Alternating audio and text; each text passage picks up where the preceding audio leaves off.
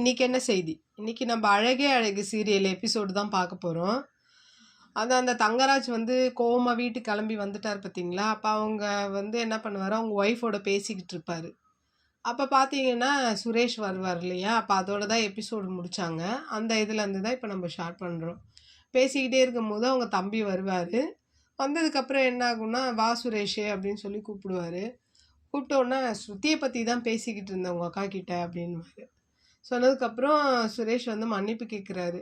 "என்னை மன்னிச்சிருங்க, எங்கள் அண்ணன் பண்ண தப்புக்கு என்னை மன்னிச்சிருங்க மாமா" அப்படின்னு கேட்கும்போது அவர் சொல்வார், "நீ ஏன் மன்னிப்பு கேட்குற?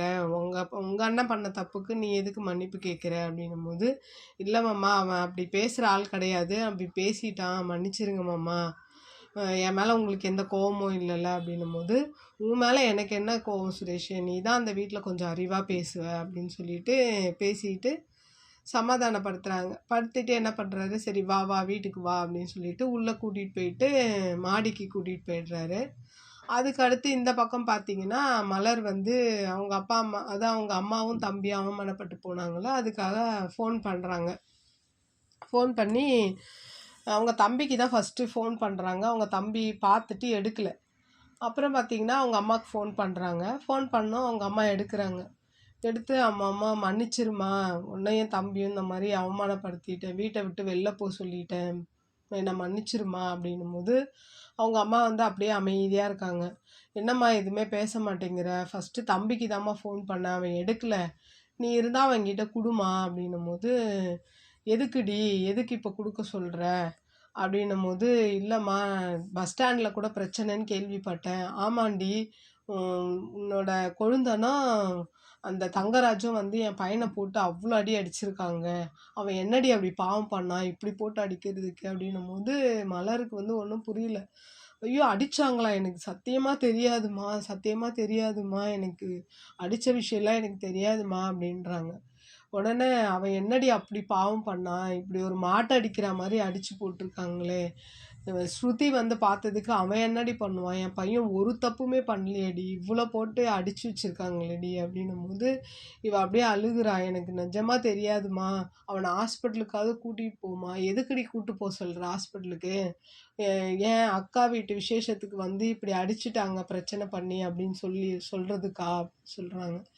அப்புறம் இவ பாட்டு அழுகுறா, "அம்மா மன்னிச்சிருமா, எனக்கு ஒன்றுமே தெரியாதுமா" அப்படின்னு சொல்லும்போது அவங்க அம்மா சொல்கிறாங்க, "ஏண்டி உங்கள் வீட்டில் வந்தால் இந்த மாதிரிலாம் அவமானம் நடக்கும் தாண்டி நாங்கள் வரல.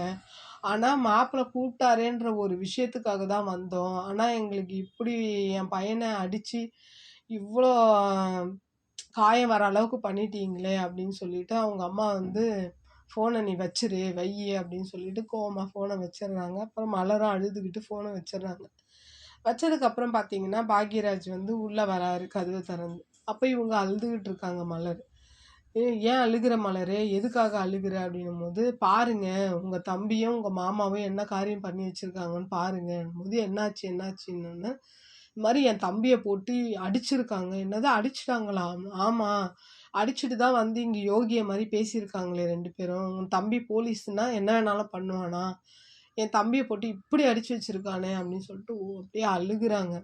அப்புறம் பார்த்தீங்கன்னா, அவரு என்ன சொல்றாரு, "சரி சரி வா, நான் வந்து வேணா உங்க தம்பிக்கு ஃபோன் பண்றேன், என்னன்னு நான் கேட்குறேன்" அப்படின்னும்போது இவளுக்கு கோவம் வருது. "என்னது என் தம்பிக்கு ஃபோன் பண்ணுவீங்களா? எதுக்கு என் தம்பிக்கு ஃபோன் பண்ணுறீங்க? தப்பு பண்ணவங்க, அடிச்சவங்க அவங்க 2 பேரு. அவங்கள விட்டுட்டு என் தம்பிக்கு எதுக்குங்க நீங்க ஃபோன் பண்ணுறீங்க?" அப்படின்னு சொல்லிட்டு அழுதுகிட்டே கேட்பாங்க. அப்போ அவரு என்ன சொல்றாரு, "இல்ல நான் கேட்குறேன்." "என்ன கேட்பீங்க நீங்க? என்ன என் தம்பி இங்க வந்தது தப்பா? எதுக்கு இப்படி போட்டு அடிக்கணும்? ஸ்ருதி வந்து பார்த்தது வந்து இவன் வர சொல்லியா போய் பார்த்தா? அவளா தானங்க போய் பார்த்தா? அதுக்கு போய் என் தம்பிய இப்படி அடிச்சு வச்சிருக்காங்களே" அப்படின்னு சொல்லி அழுகுறா. அப்புறம் என்ன சொல்றான்னா, "இதுக்கு தான் சொன்னேன், கூப்பிட வேணான்னு. எனக்கு கூப்பிட தெரியாதா?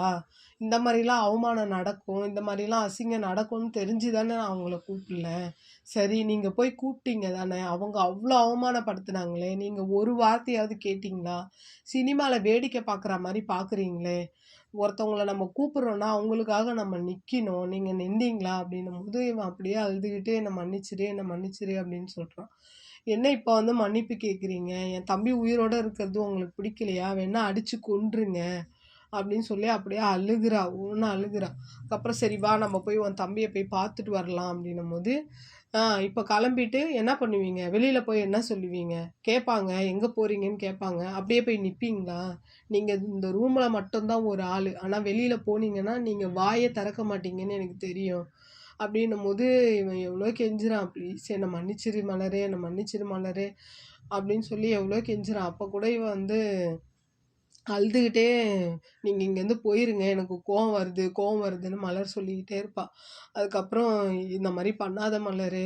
குழந்தை வேற தூங்குது. இப்படி பண்ணாத. ப்ளீஸ், ப்ளீஸ் என்ன மன்னிச்சிரு மலரு. நான் இப்படி பண்ண மாட்டேன் மலரு. நான் என்ன அவங்க இல்லையேன்னு ஒரு ஆதங்கத்தில தான் கூப்பிட்டேன். ஆனா இந்த மாரி நடக்கும்னு எனக்கு தெரியாது மலரு.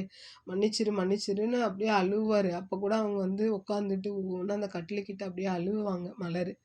நிஜமா சொல்றேன். இந்த சீன்லாம் அப்படி கனெக்ட் ஆகுங்க நம்மளுக்கு. நம்ம வீட்ல ஏதோ ஒண்ணு இப்படி நெறைய வீட்ல இப்படி ஒண்ணு நடக்கும்ல அப்படின்ற மாரி தான் இருந்துச்சு. எனக்கு இந்த சீன் பார்க்கும்போது ரொம்ப கனெக்ட் ஆச்சு. அப்படியே ரொம்ப மலர் அப்படியே அழுவாங்க. பயங்கரமா அழுவாங்க. அப்புறம் அவரு என்ன பண்றாரு, கால பிடிச்சுக்கிட்டு "என்ன மன்னிச்சிரு, என்ன மன்னிச்சிரு, மன்னிச்சிருன்ட்டு" அப்படியே கால்ல படுத்துக்கிட்டு அழுவாரு. இவங்களும் என்ன பண்றாங்க, மன்னிச்சிருன்னு அவர் சொல்லும்போது வாய மூடிட்டு இவங்களும் அப்படியே பயங்கரமா அழுவாங்க.